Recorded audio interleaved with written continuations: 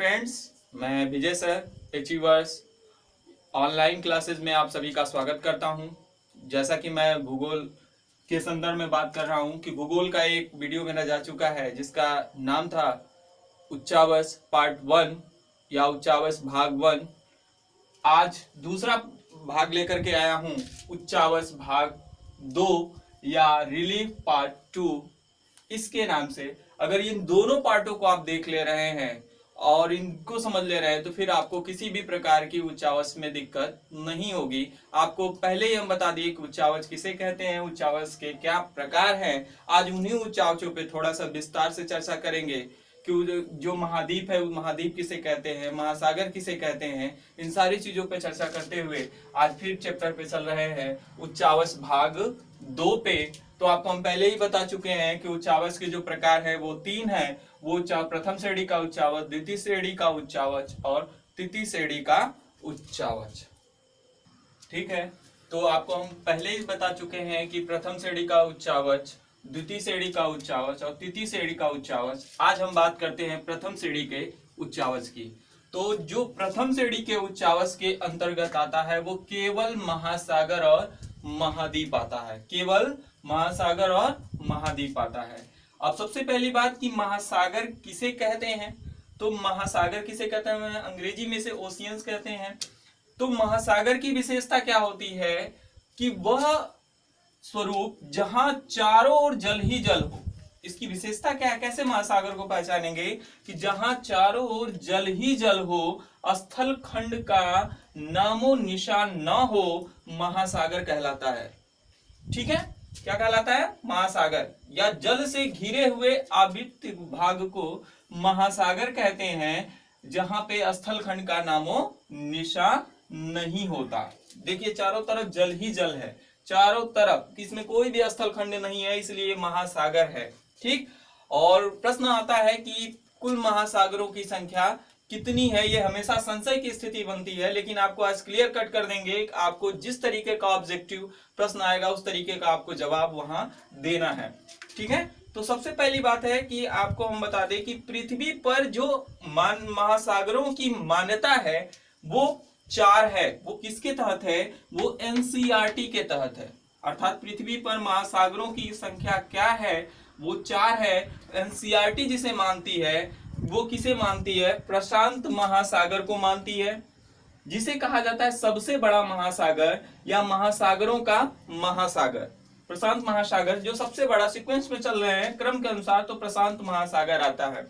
दूसरे नंबर के महासागर को मानती है अटलांटिक महासागर। और इससे एक इंपॉर्टेंट प्रश्न बनता है कि कौन सा ऐसा महासागर है जिसकी आकृति एस की तरह है। वो कोई और महासागर नहीं है, अटलांटिक महासागर है जिसकी आकृति एस की तरह। हालांकि महासागर और महाद्वीप अर्थात ओशियन ज्योग्राफी और कॉन्टिनेंटल ज्योग्राफी पे विस्तार से आगे आपको वीडियो और देंगे, जिसपे हर महासागर की अलग विशेषता होगी, उसमें उसकी धाराएं होंगी, उसमें कौन सी धारा ठंडी है, कौन सी धारा गर्म है, कौन सी स्वरूप विशेषता उसकी है, या उसमें कौन सी गर्त पाई जाए, सबका अलग से मैं एक वीडियो बनाऊंगा जो केवल महासागर ओशियन ज्योग्राफी पे डिपेंड करेगा। फिर आगे चलते हैं हिंद महासागर, हिंद महासागर।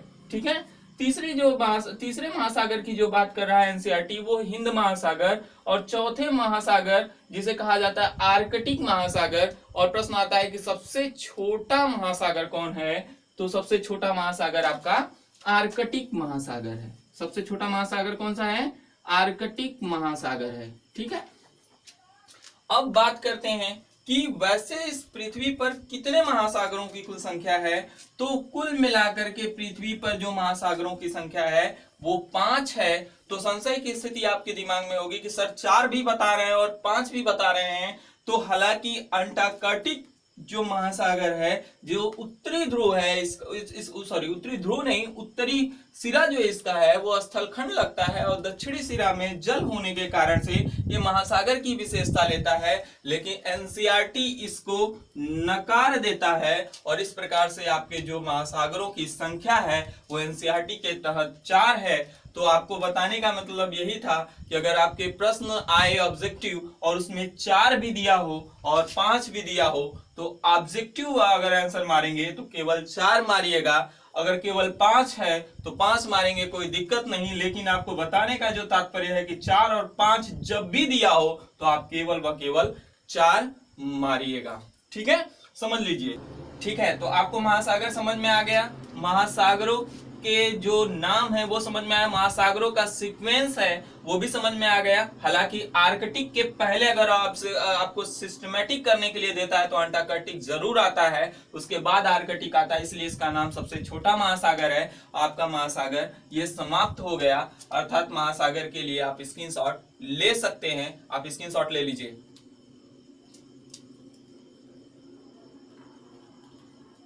स्क्रीनशॉट ले लिए हैं, मैं आशा करता हूं कि आप लोग स्क्रीनशॉट ले लिए होंगे। ठीक है, आपको पहले ही हम बताए थे कि प्रथम श्रेणी के उच्चावच में महासागर और महाद्वीप, तो महाद्वीप किसे कहते हैं, अंग्रेजी में इसे कॉन्टिनेंट कहते हैं। महाद्वीप की क्या विशेषता होती है, ऐसी स्थलाकृति या धरातल की ऐसी स्थलाकृति जो तीन ओर जल से घिरी हो एवं एक भाग स्थलखंड हो, महाद्वीप कहलाता है। जो तीन ओर जल से घिरा हो और एक भाग घिरा हो एवं एक भाग स्थलखंड हो, महाद्वीप कहलाता है। अर्थात इसका फिगर है, देखिए, तीन तरफ जल है, 1 2 3 और एक तरफ स्थल है। ये क्यों?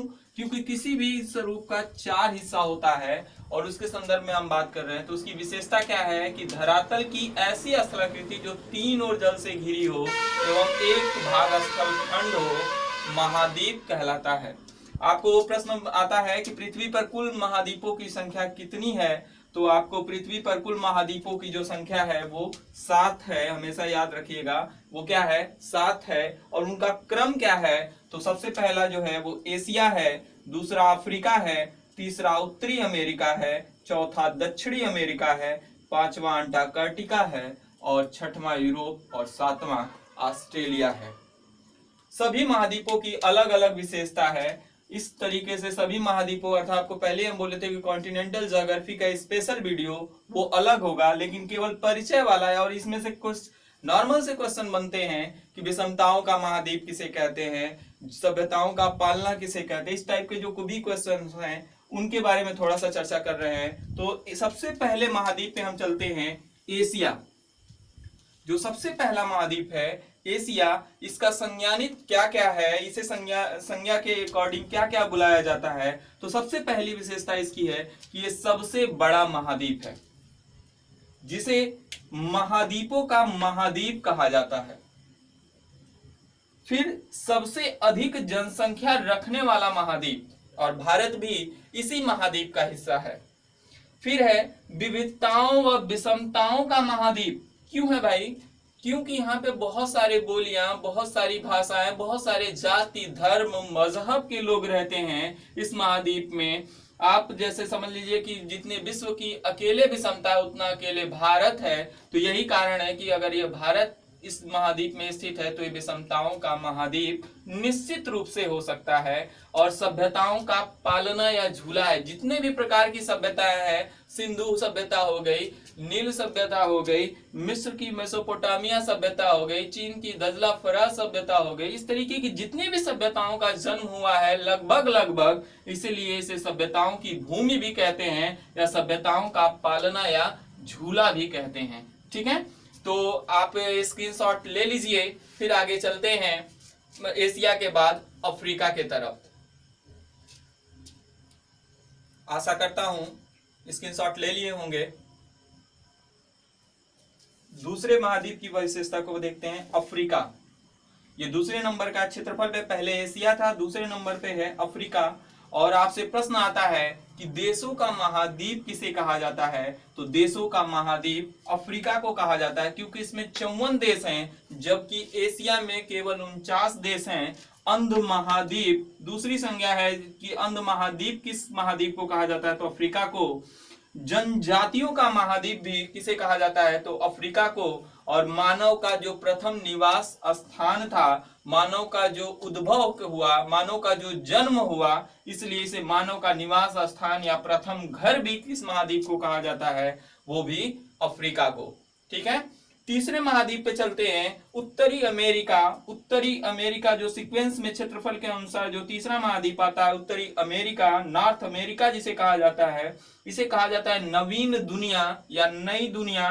क्यों और क्यों कहा जाता है? क्योंकि सबसे बाद में जो खोजा गया महाद्वीप था वो कोई और नहीं था बल्कि उत्तरी अमेरिका ही जो थी वो सबसे बाद में खोजी गई।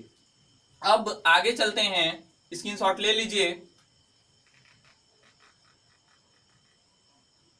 विशेषता दक्षिण अमेरिका। दक्षिण अमेरिका चौथे नंबर का महाद्वीप है क्षेत्रफल के अनुसार। उसे क्या किस किस नाम से बुलाया जाता है और क्या क्या प्रश्न आता है? जैसे प्रश्न आ जाता है कि पक्षियों का महाद्वीप किसे कहा जाता है? रंग बिरंगी जो पक्षियां देखते हैं आप लोग शीतकालीन मौसम में, साइबेरियम अक्सर करके साइबेरिया के संदर्भ में, ठीक है, साइबेरियन पक्षियों का नाम सब सुने होंगे।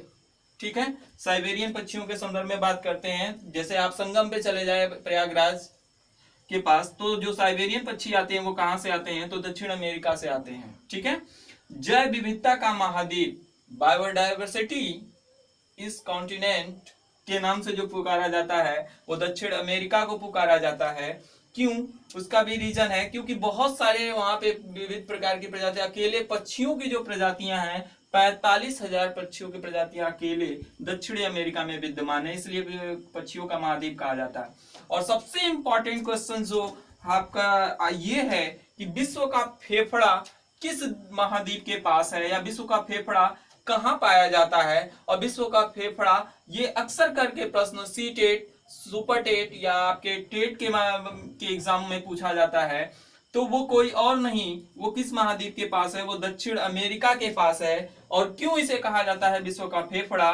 क्योंकि विश्व का फेफड़ा रखने वाला जो वन है वो कोई और नहीं बल्कि अमेजन वर्षा वन है, जो ब्राजील के पास है, ब्राजील के जंगलों में है।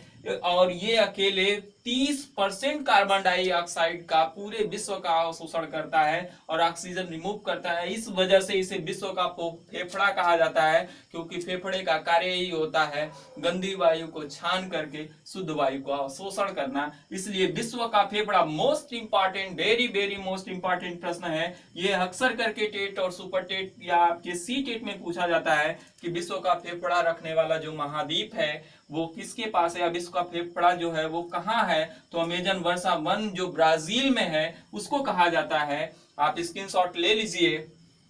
फिर आगे यूरोप, अंटार्कटिक और ऑस्ट्रेलिया पे चलते हैं। नेक्स्ट बात करते हैं अंटार्कटिक महाद्वीप की। इस महाद्वीप की अलग ही विशेषता है और प्रश्न ये बड़ा अजीबोगरीब इससे बनता है कि कौन सा ऐसा स्वरूप है जो महाद्वीप और महासागर दोनों में काउंट होता है? वो कोई और नहीं बल्कि अंटार्कटिक है। आपको पहले ही हम बताए थे कि इसकी उत्तरी सिरा जो है वो स्थलखंड है और दक्षिण का जो सिरा है वो जल से अवरुद्ध, इसलिए ये दोनों में काउंट होता है। हालांकि ये विशेषता जो रखता है वो महाद्वीप की सबसे ज्यादा रखता है, इसलिए इसे महाद्वीप में संज्ञानित किया जाता है। ठीक है, इससे प्रश्न क्या बनता है कि श्वेत अर्थात सफेद महाद्वीप किसे कहा जाता है? सफेद महाद्वीप किसे कहा जाता है? तो अंटार्कटिक को क्यों कहा जाता है? क्योंकि बर्फ से ये ढका हुआ है, बर्फ का महाद्वीप भी इसे बोला जाता है। ये बर्फ से घिरा हुआ है, बर्फ से आच्छादित होने के कारण से इसका नाम जो है वो बर्फ का महाद्वीप भी है। और भी इसकी विशेषता क्या है? मानव समर्पित महाद्वीप है। ये मानव समर्पित महाद्वीप से तात्पर्य है कि ये मानव के लिए समर्पित है, विज्ञान समर्पित महाद्वीप है। और विज्ञान का संबंध जो है वो मानव से, अर्थात कहीं ना कहीं जो मानव किसी भी प्रकार की खोज करता है, अन्वेषण करता है, वो किसी और महाद्वीप के माध्यम से नहीं बल्कि सबसे पहले इसी महाद्वीप के माध्यम से। इसलिए तीनों संज्ञानित नाम जो हैं, मानव समर्पित महाद्वीप अंटार्कटिका को, विज्ञान समर्पित महाद्वीप भी अंटार्कटिका को, और खोजी या अन्वेषणकर्ताओं का महाद्वीप भी अंटार्कटिका को। बहुत सारी खोजें, जैसे ओजोन परत का जो ओजोन परत की जो खोज हुई वो किसी और महाद्वीप पे नहीं बल्कि अंटार्कटिक महाद्वीप पे, इसलिए विज्ञान समर्पित महाद्वीप कहा जाता है। नेक्स्ट बात चलेंगे अब यूरोप और ऑस्ट्रेलिया की, तो आप स्क्रीनशॉट इसका भी ले लीजिए, फिर आगे चलते हैं। नेक्स्ट यूरोप पे आते हैं। यूरोप का क्रम 6वें नंबर पे है। तो सबसे पहले यूरोप से क्या बनता है? जीएमटी, ग्रीनविच मीन टाइम किस महाद्वीप से गुजरी है? या किस देश से गुजरा है, तो वो लंदन शहर, और लंदन शहर किसके पास है, यूरोप के। इसलिए पूछता है कि जीएमटी रखने वाला महाद्वीप, जीएमटी का मतलब जीरो अक्ष देशांतर रखने वाला महाद्वीप कौन सा है, तो यूरोप है। ठीक है। और एक क्वेश्चन बहुत ही फेमस है जो कि सुपर टेट या आपके सी टेट में या टेट में अक्सर करके ये पूछ देता है कि झीलों का महाद्वीप, झीलों का महाद्वीप या झीलों का देश किस महाद्वीप के पास है, तो झीलों का देश और झीलों का महाद्वीप भी यूरोप है, क्योंकि झीलों का देश जो है वो फिनलैंड है, और फिनलैंड में 88,887 झीलें पाई जाती हैं। इतनी झीलें हैं, सोच लीजिए 88,887 झीलें हैं फिनलैंड में, जो यूरोप के स्वीडन के पास स्थित है। इसलिए फिनलैंड जो है वो कहाँ है, तो यूरोप में। इसलिए झीलों का महाद्वीप या झीलों का देश किस महाद्वीप के पास है, तो यूरोप पे। नेक्स्ट चलते हैं ऑस्ट्रेलिया, जो 7वां है और अंतिम महाद्वीप वो है ऑस्ट्रेलिया, और सीक्वेंस में 7वें नंबर पे है, और इसलिए इसका नाम आता है क्षेत्रफल के दृष्टिकोण से सबसे छोटा महाद्वीप। क्या आता है, सबसे छोटा महाद्वीप। और इसे जल चारों तरफ इसके जल है, इसलिए इसे जलीवर्ती महाद्वीप भी कहा जाता है। ये भी इंपॉर्टेंट प्रश्न है। और जलीवर्ती होने के कारण से इसे द्वीपीय महाद्वीप भी कहा जाता है। क्या कहा जाता है, द्वीपीय महाद्वीप भी। और अंतिम जो इसका संज्ञानिक नाम है, ज्वालामुखी अभाव महाद्वीप। कभी कभी प्रश्न आता है और बहुत ही इंपॉर्टेंट प्रश्न है कि कौन सा ऐसा महाद्वीप है जिसके पास कोई भी सक्रिय ज्वालामुखी नहीं है, तो इसलिए इसका नाम ज्वालामुखी अभाव, या कभी कभी देता है ज्वालामुखी न रखने वाला महाद्वीप, तो वो है ऑस्ट्रेलिया। ठीक है, आप स्क्रीनशॉट ले लीजिए। तो फिर आपको इसकी क्या नाम है, स्थिति के बारे में थोड़ा सा मैपिंग करके बता दूं कि ये सब है कहाँ, इस तरीके से आपको समझा दे रहे हैं। ठीक है, स्क्रीनशॉट ले लीजिए। आपको मैप पे समझा देते हैं कि देखिए महाद्वीपों की स्थिति क्या है। हालांकि मैप उतना जल्दी से बनाया हूँ, इतना सही स्थिति नहीं है, फिर भी लेकिन आप मैप में समझ सकते हैं कि कौन से कहाँ है। तो आपका ये पूरे वर्ल्ड का मैप है, आप वर्ल्ड के मैप को देखते हुए समझ लीजिए। जो सबसे बड़ा महाद्वीप है जिसे एशिया, वो यहाँ पे है। उसके बाद से दूसरा महाद्वीप अफ्रीका यहाँ पे है, और आपके तीसरा महाद्वीप नॉर्थ अमेरिका, या इसे आप कह सकते हैं उत्तरी अमेरिका। चौथा महाद्वीप है दक्षिणी अमेरिका जो यहाँ पे है, और इन दोनों के बीच की स्थिति जो है वो यूएसए कहलाती है। यहीं से है यूएसए, आपके यहाँ से यूएसए है, और इसलिए सबसे अधिक ज्वालामुखी रखने वाला जो देश भी है वो यूएसए अकेले या संयुक्त राज्य अमेरिका को कहा जाता है। ठीक है, अब नेक्स्ट जो बात करते हैं आपके अंटार्कटिक, आपका जो दक्षिणी वृत्त जिसे कहा जाता है या दक्षिणी ध्रुव सागर भी जिसे कहा जाता है, वो अंटार्कटिक का हिस्सा है, ये वाला हिस्सा। और आपके फिर जो आपका यूरोप है वो 6वें नंबर का यहाँ पे है, और इसी के बीच से आपके जीरो अंश देशांतर का जो विस्तार हुआ है। और नेक्स्ट जो बात करते हैं ऑस्ट्रेलिया आपके सामने 7वां नंबर। और इसी तरीके से महासागरों की स्थिति में हम बात कर लें तो आपको महासागरों की जो स्थिति है वो आपको यहाँ से यहाँ तक पूरा प्रशांत महासागर है, आपके यहाँ से यहाँ तक अटलांटिक महासागर है, और आपके हिंद महासागर की स्थिति यहाँ पे है, और आपके आर्कटिक यहाँ पे है, और जो विवादित स्वरूप में है, अपवाद स्थिति में है, वो अंटार्कटिक यहाँ पे है। तो आप महासागरों को भी समझ लीजिए। महासागरों की स्थिति प्रशांत महासागर यहाँ पे है, यहाँ से लेकर के यहाँ तक। दूसरा जो नंबर का है अटलांटिक महासागर, जिसकी आकृति यस जैसी है, जो आपके देखिए एस तरीके से है, इस तरीके से यहाँ पर। और विश्व का सबसे लंबा कटक रखने वाला भी जो महासागर है यही और आपके अटलांटिक। कभी प्रश्न बनता है कि टाइटैनिक जहाज कहाँ डूबी थी, जो टाइटैनिक मूवी देखे हैं तो किस महासागर में, वो अटलांटिक महासागर में भी, वो भी उत्तरी अटलांटिक महासागर के संदर्भ में बात करते हैं। और इस तरीके से आपका जो है वो हिंद महासागर यहाँ पे है। सुंडा की गर्त जो बहुत ही फेमस है वो किस महासागर में पाई जाती है, हिंद महासागर में, ये से प्रश्न बनता है। और फिर आपका अंटार्कटिक महासागर यहाँ पे है और आर्कटिक महासागर यहाँ पे। ठीक है, तो आप स्क्रीनशॉट ले सकते हैं इन दोनों का विस्तार। ठीक है, फिर आगे चलते हैं। महाद्वीप भी खत्म हो गया, फिर द्वितीय श्रेणी के उच्चावच के पास स्क्रीनशॉट ले लीजिए। ठीक है, अब नेक्स्ट बात करते हैं द्वितीय श्रेणी के उच्चावच की। प्रथम श्रेणी का उच्चावच खत्म हो गया, अब द्वितीय श्रेणी के उच्चावच के अंतर्गत कौन कौन शामिल होता है, तो प्रायद्वीप जिसे कहा जाता है उपमहाद्वीप, और फिर द्वीप और पर्वत, पठार, मैदान, ये तीनों ऑब्जेक्ट्स जो होते हैं वो द्वितीय श्रेणी का उच्चावच है। और इनकी क्या विशेषता है, कैसे पहचानेंगे कि प्रायद्वीप है, कैसे पहचानेंगे कि द्वीप है, या किसे कहेंगे पर्वत, पठार या मैदान, इन सभी के बारे में आगे चल रहे हैं। तो सबसे पहले चल रहे हैं प्रायद्वीप पे, जिसे कहा जाता है सब कॉन्टिनेंट। ये क्या होता है, तो किसी महाद्वीप, इसकी विशेषता क्या होती है, किसी महाद्वीप, पहली बात है कि किसी महाद्वीप के अंतर्गत जो तीन ओर जल से घिरा हो।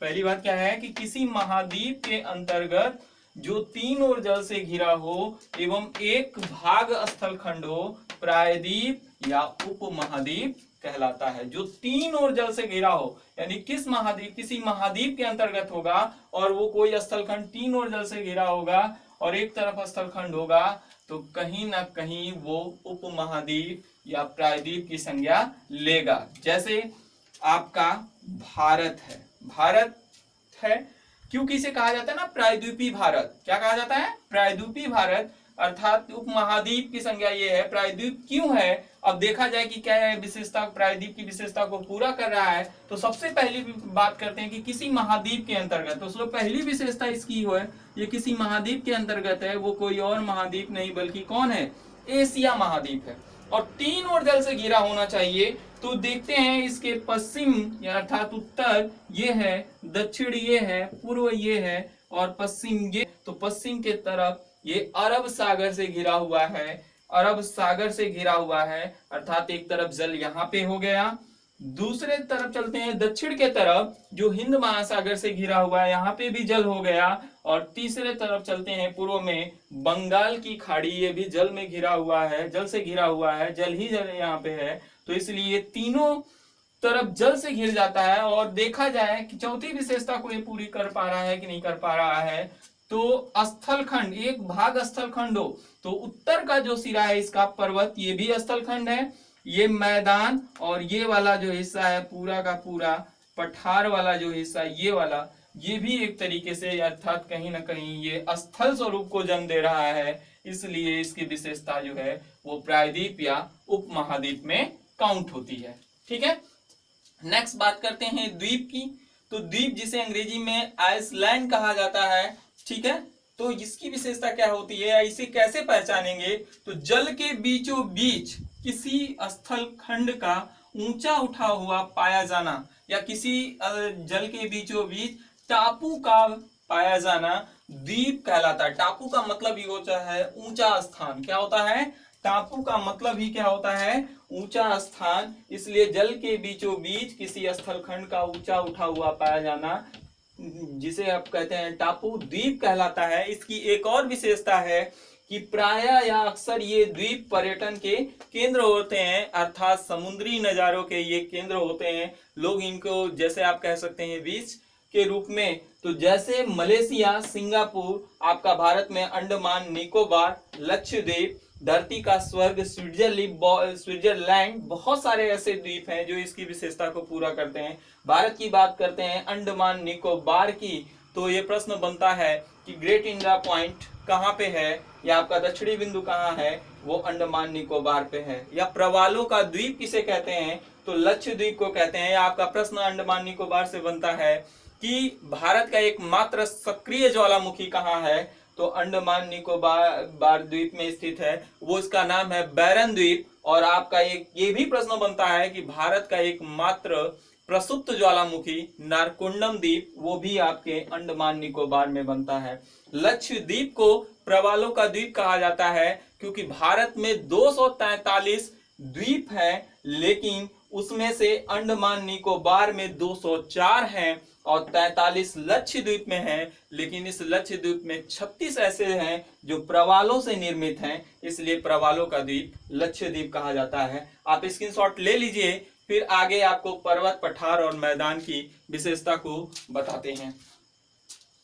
आशा करते हैं आप स्क्रीनशॉट ले लिए होंगे। और आपको बता दें कि वीडियो लंबा ना हो इसलिए मैं छोटा छोटा वीडियो कई पार्ट में दे रहा हूं, जिसके वजह से आपको किसी भी पार्ट तो ज्यादा होगा और एक साथ अगर आप पढ़ेंगे तो आपको पूरा का पूरा जिस चैप्टर या जिस टॉपिक को मैं उठाऊंगा उसके पार्ट्स होंगे, छोटे छोटे वीडियो आप उसको करके डाउनलोड करके पढ़ सकते हैं। लाइक जरूर करिएगा, सब्सक्राइब भी करिएगा और कमेंट और शेयर जरूर करिएगा। पहली चीज कि कमेंट जरूर करिएगा कि इस वीडियो किस तरीके के क्लासेस में किस प्रकार की दिक्कत, कोई भी दिक्कत है या आपको डेटा लग रहा है कि सुव्यवस्थित नहीं है तो निश्चित रूप से कमेंट करिए। वो आपके ऊपर, आपकी मानसिकता के ऊपर मैं छोड़ रहा हूं कि वो किस प्रकार का कमेंट होगा। आपको एक और बात बता दें कि ये उच्चावच भाग फर्स्ट, उच्चावच भाग सेकेंड और उच्चावच भाग थर्ड भी मैं बनाऊंगा, जिसमें पर्वत, पठार और मैदान के बारे में चर्चा करेंगे। वो भी द्वितीय श्रेणी के उच्चावच के अंतर्गत हो, वीडियो लंबा नहीं हो इसके लिए मैं कर रहा हूं। पर्वत, पठार, मैदान, नदी, झील, झरने, ग्लेशियर और हिमानी जाकर के तब कंप्लीट होगा उच्चावच। आपका पूरा कंप्लीट चैप्टर उच्चावच का होगा। इसलिए मैं चाह रहा हूं कि आप जो भी पढ़िएगा वीडियो में उच्चावच पार्ट 1 पढ़िएगा, सेकंड पढ़िएगा और अगली जो वीडियो मैं दूंगा उच्चावच पार्ट 3 करके, उसमें आपका पूरा उच्चावच का चैप्टर क्लोज हो जाएगा। धन्यवाद।